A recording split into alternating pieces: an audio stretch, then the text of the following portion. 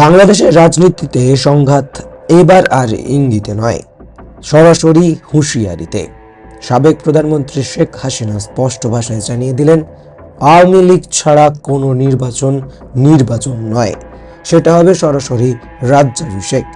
তার অভিযোগ, যারা আজ ক্ষমতার শীর্ষে বসে আছেন তাদের হাতে কোনো জনসমর্থন নেই, অথচ সেই অন্তর্বর্তী শাসনে এখন এমন একটি দলের উপর নিষেধাজ্ঞা চাপাতে চাইছে যাকে বাংলাদেশের মানুষ নয় বার ভোট দিয়ে ক্ষমতায় এনেছে।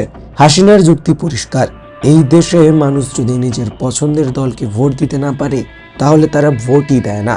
অর্থাৎ আওয়ামী লীগকে বাইরে রেখে ভোট মানে লক্ষ লক্ষ মানুষকে ভোটাধিকার থেকে কার্যত বঞ্চিত করা।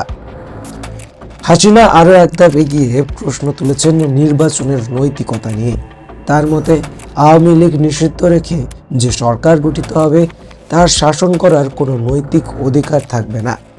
এমন একটি মুহূর্তে যখন বাংলাদেশ প্রকৃত অর্থেই জাতীয় সমঝোতার পথে হাঁটতে পারত, তখন সেই সিদ্ধান্ত দেশকে আরও গভীর বিভাজনের দিকে ঠেলে দেবে।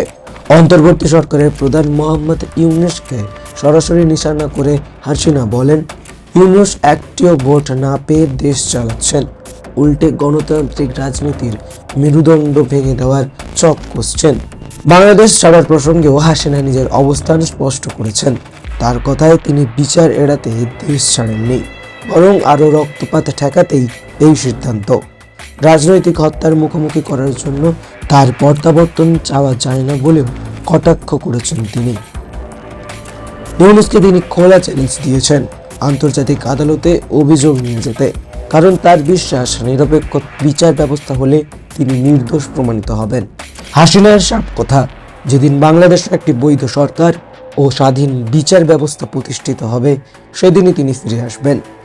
সব মিলিয়ে প্রশ্নটা এখন আর শুধু নির্বাচন নিয়ে নয়। আওয়ামী লীগকে বাইরে রেখে যদি এই রাজনৈতিক খেলা চলে তবে তার খেসারত শুধু একটি দল নয়, গোটা বাংলাদেশকে দিতে হতে পারে বলে দাবি হাসিনার। টাইমস নাও খবর।